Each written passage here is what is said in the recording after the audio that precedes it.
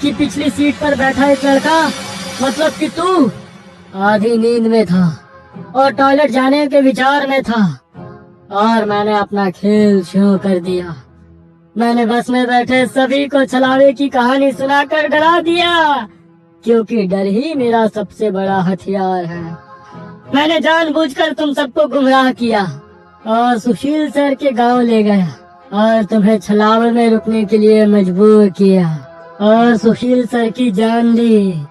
मैंने ही विकास सर, तेरा मामा और ड्राइवर को एक दूसरे से लड़ाया ताकि वो आपस में लड़ लड़ कर मर सके, और आखिर में मैंने तुम्हारे हाथों से ही तुम्हारे मामा का खून करवाया। ऐसा कहकर वो हंसने लगा। यही मेरा खेल यानी कि शिकार थी। तूने अपने ही मामा की जान ली, उस मामा की जिसने तुम्हें बचाने के लिए अपने जान पर खेलकर 2 आदमियों की जान ली। अब तुम्हारा जी कर क्या फायदा। ये सुनकर श्रीकांत की आंखों में आंसू आ गए। उसे अपनी गलती का एहसास हो गया। श्रीकांत, आओ बैठ जाओ इस ड्राइविंग सीट पे और ठोक दो इसे किसी पेड़ पे। ले लो खुद की और इन सभी यात्रियों की जान। छलावा श्रीकांत की आंखों में देखकर बोला। शायद उन लाल आंखों का जादू श्रीकांत पे हो रहा था। वो छलावे की बातों में आ गया था, जैसे सुशील सर आ गए थे और खुद की जान लेने के लिए तैयार हो गए थे। शायद श्रीकांत को अपने किए का पछतावा हो रहा था और वो छलावे की बात मानने वाला था कि तभी श्रीकांत ने अपने आंसू पोंछे और वो जोर से चिल्लाया, मामा! छलावे को पीछे पैरों की आहट सुनाई दी और उसने मुड़कर देखा कि तभी प्यून ने लोहे का रॉड छलावे के सर पे दे मारा और उसके सर पर 4-5 बार हमला कर उसका सर कुचल दिया। तुम्हें क्या लगा खेल केवल तुम ही खेल सकते हो? अरे मैंने तो तुम्हें तभी पकड़ लिया था जब तुम विकास सर और ड्राइवर की मौत देखकर मुस्कुरा रहे थे। तुम अपनी खुशी छुपा नहीं पाए। तब मेरे दिमाग में तुम्हारी बातें आई।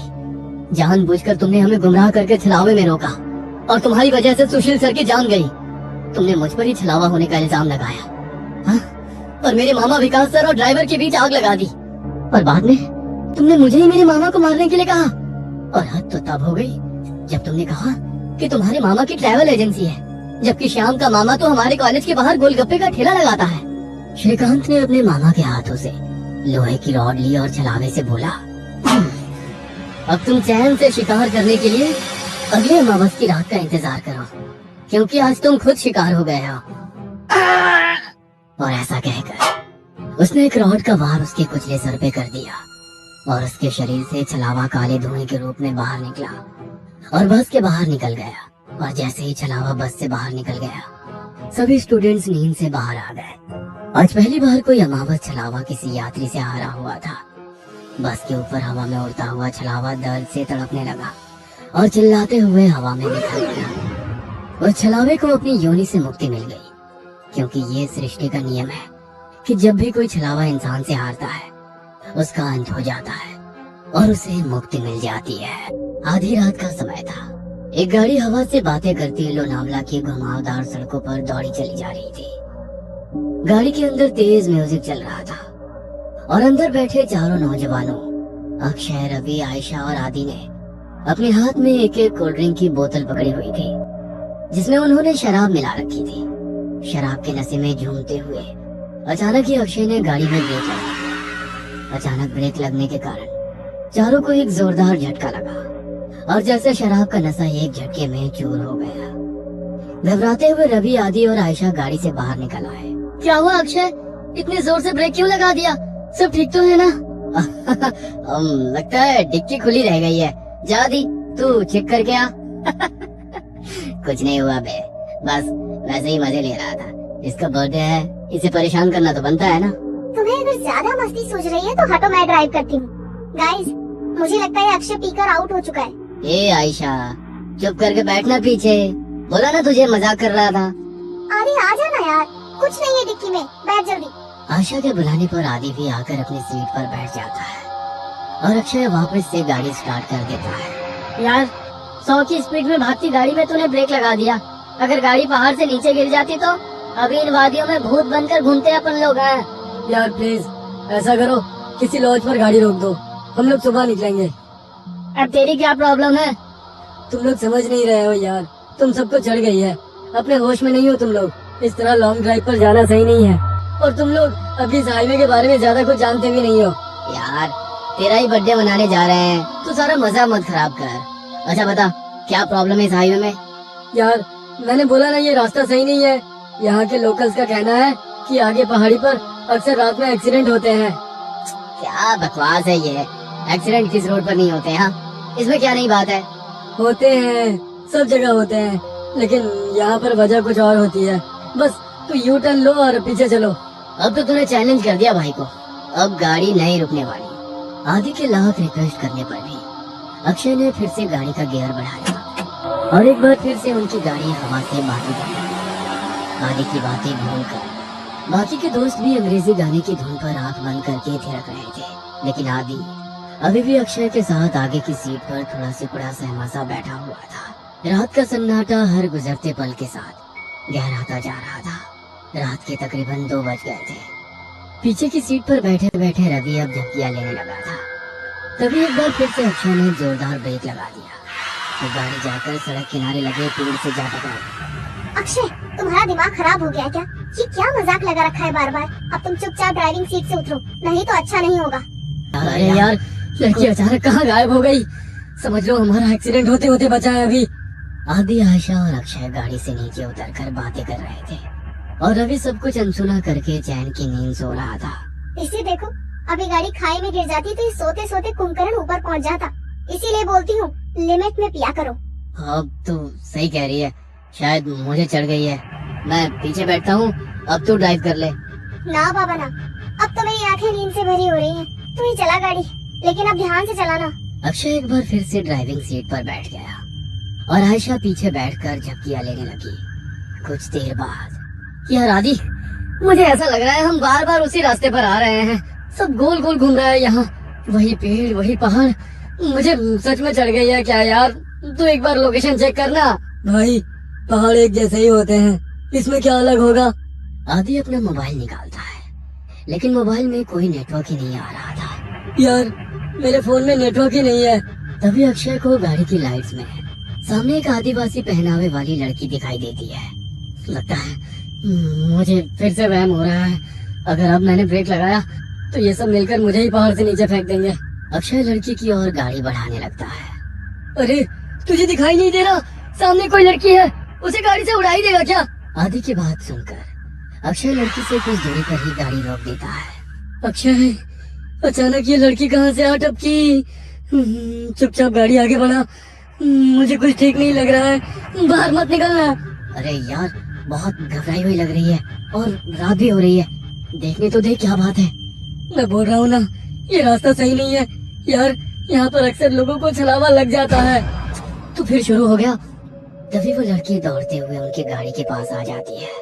मुझे भूलनपुर तक छोड़ दो साहब, आपकी बड़ी मेहरबानी होगी। क्या बात है, डरी हुई क्यों लग रही हो?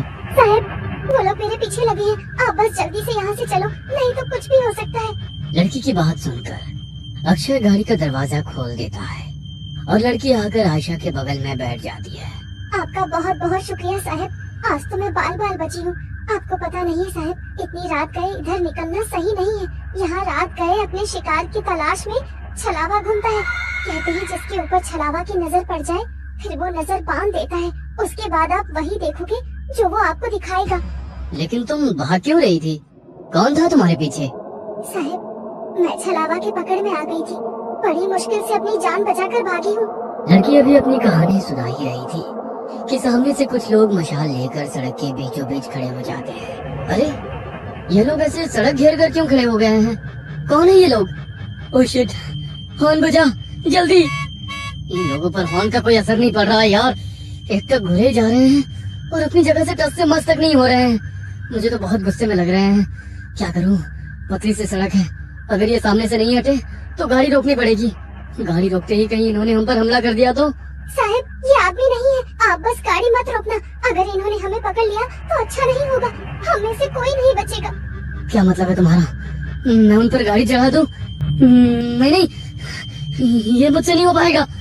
अक्षय की गाड़ी धीरे धीरे उस भीड़ के नजदीक पहुंच रही थी। भीड़ में खड़े लोगों के हाथों में जलती हुई मशाल और लाठी डंडे दिखाई पड़ रहे थे। इसके साथ ही उनके चेहरे पर गुस्सा भी साफ साफ देखा जा सकता था। जैसे ही गाड़ी उस भीड़ के नजदीक पहुंचने को हुई, अचानक ही अक्षय को दाईं ओर एक मोड़ दिखाई दिया और उसने गाड़ी उधर ही घुमा दी। अब गाड़ी उस सुनसान रास्ते पर दौड़ती चली जा रही थी। अचानक ही आयशा की नींद टूट जाती है। अरे यार, ये लड़की कौन है और ये कहाँ आ गए हम लोग? यार आयशा, हम अपनी आंखों से छलावा देखकर आ रहे हैं। बस लास्ट मोमेंट पर अक्षय ने इस रोड पर गाड़ी घुमा ली, नहीं तो पता नहीं आज क्या होता। मुझे तो अभी तक सोच सोच कर ही घबराहट हो रही है। ये सब हमारे साथ क्या हो रहा है, मुझे कुछ समझ नहीं आ रहा। हम लोग अभी एग्जैक्टली है कहाँ, कुछ पता है? आयशा के इतना कहते ही अक्षय को सड़क पर एक बोर्ड दिखाई देता है। ये देख, सामने बोर्ड पर लिखा है लोनावला 60 किलोमीटर। लो, हम तो बस 1 घंटे में लोनावला पहुंचने वाले हैं। लेकिन लोनावला पहुंचने में तो 8 घंटे लगते हैं ना। इतनी जल्दी हम लोग लोनावला कैसे पहुंच सकते हैं? आखिर ये कौन सा रोड है जो इतनी जल्दी वहाँ पहुँचा रहा है? वेट वेट वेट, मुझे ऐसा क्यों लग रहा है कि हमारी ये ट्रिप कुछ अनयूजुअल सी हो गई है। रवि सोए ही जा रहा है, इतना कुछ हो गया लेकिन इसकी नींद ही नहीं खुल रही है। आधी रात को तुम्हें ये लड़की मिल जाती है, फिर ये पता नहीं कौन सा नया रास्ता मिल जाता है, और अब तुम कह रहे हो लोनावला बस 60 किलोमीटर बचा है। आई कांट बिलीव इट, कुछ तो गड़बड़ हो रही है हमारे साथ। क्या यार आयशा, तू तो मजे से नींद में झपकियां ले रही थी ना। अगर तूने वो मशाल और हथियार वाले लोग देखे होते तो तुझे भी यकीन हो जाता। अक्षय ने जो उस मोमेंट पर किया वो सही किया, कुछ अनयूजुअल नहीं है। मैं अक्षय को गलत नहीं बता रही हूँ, लेकिन मुझे यकीन नहीं है कि ये रास्ता सही है। आयशा, आदि और अक्षय के बीच बहस चल रही थी कि उन्हें सड़क के किनारे एक ढाबा दिखाई देता है। चलो इस ढाबे पर उतरकर पता करते हैं कि ये रास्ता कहाँ जाता है। नहीं नहीं साहब, मैं गाड़ी से नीचे नहीं उतरूंगी, आप लोग जाइए, मैं यही ठीक हूँ। मुझे बहुत डर लग रहा है। मुझे भी लगता है कि हमें यहाँ पर नहीं उतरना चाहिए। जहाँ तक मुझे पता है इस पहाड़ी रास्ते पर कोई ढाबा नहीं है, फिर ये ढाबा अचानक कहाँ से आ गया? अरे यार चलो ना, तुम लोग हर काम बिगाड़ते क्यों रहते हो? कुछ खाने को मिल जाए तो ले लेंगे, फ्रेश भी हो लेंगे। ये रवि तो उठ ही नहीं रहा है, इसके लिए भी कुछ पैक करा लेंगे। आदि और अक्षय के कई बार समझाने पर भी आयशा और वो लड़की गाड़ी से उतरने के लिए तैयार नहीं हुई, इसलिए वो दोनों ही ढाबे के अंदर पहुंच जाते हैं। वहाँ पहुंचकर अक्षय सिगरेट सुलगा लेता है। आदि, सिगरेट पिएगा? दूर रख इसे, पहले ही शराब पी रखी है, ऊपर से ये सिगरेट। पागल मत बन अक्षय, तुझे गाड़ी भी चलानी है। अरे वो तो कब की उतर गई भाई। कोई है? अरे भाई कुछ मिलेगा खाने के लिए? अक्षय के कहीं बाहर आवाज लगाने पर एक रहस्यमय सा दिखने वाला आदमी अंदर से बाहर आता है। कुछ खाने के लिए है? अक्षय की बात सुनकर वो आदमी एक प्लेट में दाल चावल निकाल कर उसकी ओर बढ़ा देता है। छी, ये कैसे खाना है? इसमें तो कीड़े रेंग रहे हैं। खाओ चुपचाप, हम भी कई दिनों से भूखे हैं। अब तुम आ गए हो, अब हमारी भूख भी मिट जाएगी। उस आदमी की रहस्यमयी बातें सुनकर अक्षय बहुत घबरा जाता है। अक्षय उस आदमी को धक्का देकर वहाँ से भागते हुए गाड़ी की तरफ आ जाता है। आदि चल यहाँ से, ये आदमी मुझे कुछ ठीक नहीं लग रहा है, यहाँ रुकना सही नहीं है। कहाँ तक भागोगे? वो तुम तक पहुँच चुका है, छल चुका है तुम्हें, अब तुम में से कोई नहीं बचेगा। इतना कहकर वो आदमी वहाँ से गायब हो जाता है। अक्षय और आदि हाँफते हुए वापस गाड़ी में आकर बैठ जाते हैं। गाड़ी में बैठ आदि, हम अभी भी छलाऊ में हैं। उस आदमी ने अभी अभी हमसे कहा कि वो हम तक पहुंचकर हमें छल चुका है। इसका मतलब कहीं ये तो नहीं कि छलावा हम में से ही कोई एक हो? अबे क्या बकवास कर रहा है, क्या नई कहानियां बना रहा है अब तू? अरे तू पूरे रास्ते सो रहा था ना, तुझे नहीं पता हमारे साथ क्या क्या हुआ है। तू चुप रह, ये ढाबा भी एक छलावा ही था। कुछ समझ नहीं आ रहा है क्या सच है क्या भ्रम। एक मिनट रवि, इतनी बार गाड़ी रुकी, इतना शोरगुल हुआ, तेरी नींद कैसे नहीं टूटी? तो रवि ही है ना? कहीं ऐसा तो नहीं कि यही छलावा हो? सोचो गाइस, पूरे रास्ते इसने हमसे कोई बात नहीं की है। तुम लोग पागल हो गए हो क्या? हाँ? मुझे तो लगता है ये लड़की ही छलावा है। आधी रात को सड़कों पर लड़कियां नहीं प्रेत ढूंढती हैं। मेरी मानो तो इसे पहाड़ से नीचे धकेल कर छुटकारा पाओ इससे, देखना उसके बाद सब सही हो जाएगा। पागल मत बनो, मैं एक इनोसेंट लड़की को ऐसे कुछ भी करने नहीं दूंगा। मुझे तो लगता है साहब ये आदि सही छलावा है, यही हमें ढाबे में ले जाने के लिए पीछे पड़े थे। ये सब इनकी ही चाल है। अरे बस करो तुम सबके सब, ये क्या तमाशा शुरू कर दिया? तुम चुप करो अब। मैं अभी मरना नहीं चाहती। सबसे पहले तो मैं इस लड़की का काम तमाम करूंगी। मुझे भी लगता है कि ये लड़की ही गड़बड़ है। आयशा अपने बगल में बैठी उस आदिवासी लड़की का गला दबाने लगती है। आयशा को उस लड़की का गला दबाते देखकर अक्षय गाड़ी रोक देता है और उसे बचाने की कोशिश करने लगता है। इस लड़की के लिए मैं अपने दोस्तों की जान खतरे में नहीं पड़ने दूंगा। तभी रवि गाड़ी में रखी लोहे की रॉड उठाकर उस लड़की के सर पे दे मारता है। ये क्या कर दिया तूने? बस खत्म हो गई प्रॉब्लम। इसकी बॉडी को गाड़ी से बाहर फेंको और आगे बढ़ो। लड़की को मारने के बाद वे लोग उसकी बॉडी को गाड़ी से नीचे उतार रहे होते हैं कि तभी दूसरी ओर से कुछ गांव वाले मशाल लेकर उनकी ओर दौड़ते दिखाई पड़ते हैं। ये तो वही लोग हैं ना जिसे ये लड़की छलावा बोल रही थी। इसका मतलब छलावा अभी भी हमारे आसपास ही है। जल्दी चलो यहाँ से। वे चारों घबरा कर फिर से गाड़ी में बैठ जाते हैं। देखो, सुबह होने में बस एक ही घंटा बाकी है। हमारे बीच जो भी छलावा है वो अगले 1 घंटे में हम सबको अपने साथ ले जाएगा। हमें उसके बारे में पता लगाकर उसे खत्म करना होगा, नहीं तो हम में से कोई नहीं बचेगा। Calm down. ये जो कुछ भी है इसने हमारी सोचने की शक्ति को खत्म कर दी है। हम लोग एक भ्रम में हैं। क्या सच है क्या झूठ कुछ भी समझ नहीं आ रहा है। वो हमें इमोशनली ब्रेक कर रहा है ताकि हम पर काबू कर सके। तू अपना प्रवचन अपने पास रख। मैं तुम तीनों को ही खत्म कर दूंगा। तो छलावा के बचने का कोई चांस भी नहीं रहेगा। तो मुझे भी मार देगा रवि? तू तो मुझसे प्यार करता था ना। Shut up. मुझे यहाँ से जिंदा अपने घर जाना है बस। इससे पहले कि रवि आयशा को मारता, आयशा अपने गले में पहने हुए स्कार्फ से रवि का गला घोटने लगती है। तू ही है वो राक्षस। तुझे ही खत्म कर देती हूँ। सारी प्रॉब्लम खत्म हो जाएगी। आयशा और रवि के बीच होती हाथापाई को देखकर अक्षय अचानक से अपनी सीट के पास रखी बियर की बोतल को आदि के सर पर दे मारता है। उस फूटी हुई बोतल से ही अक्षय आदि के ऊपर एक के बाद एक कई सारे वार कर देता है। अक्षय के आदि पर हमला कर देने से अचानक ही आदि का चेहरा बदलने लगता है और वो एक खौफनाक चेहरे वाले पेट में बदल जाता है। आदि का चेहरा बिल्कुल काला हो गया था और उसके बदन पर कपड़े भी पुराने और फटे दिखाई दे रहे थे। हैरानी से अक्षय की ओर घूरते हुए वो जोर से चिल्लाया, नहीं, ये नहीं हो सकता। आज तक मेरे भ्रम जाल से निकलकर कोई बाहर नहीं आ पाया है। तुझे कैसे पता चला कि मैं ही छलावा हूँ? पिछले काफी देर से मैं आज रात की सारी घटनाओं की कड़ियाँ आपस में जोड़ने की कोशिश कर रहा था।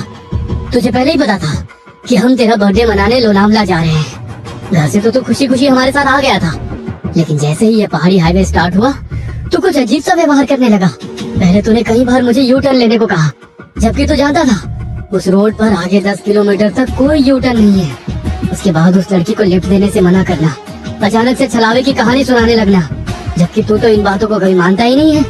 वो गाँव की लड़की ठीक कह रही थी। तू ही मुझे जानबूझकर उस ढाबे में ले गया था, लेकिन मैं वहाँ से बचकर किसी तरह निकल आया।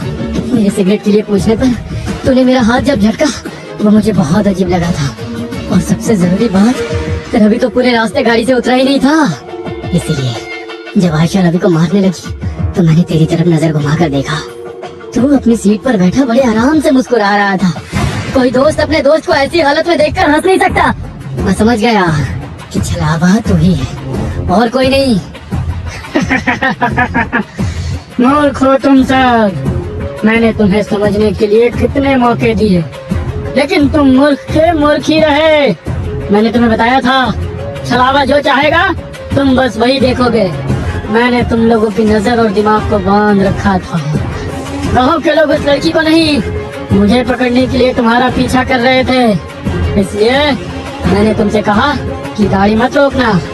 मैंने ही तुम्हें वो ढाबा दिखाया ताकि तुम सब वहाँ नीचे उतर जाओ और मैं अपना शिकार कर लूं। लेकिन ये आयशा बहुत चालाक है। इसने गाड़ी से उतरने से मना कर दिया था, इसलिए मैं वहाँ शिकार करने से चूक गया। बस कुछ देर की बात और थी।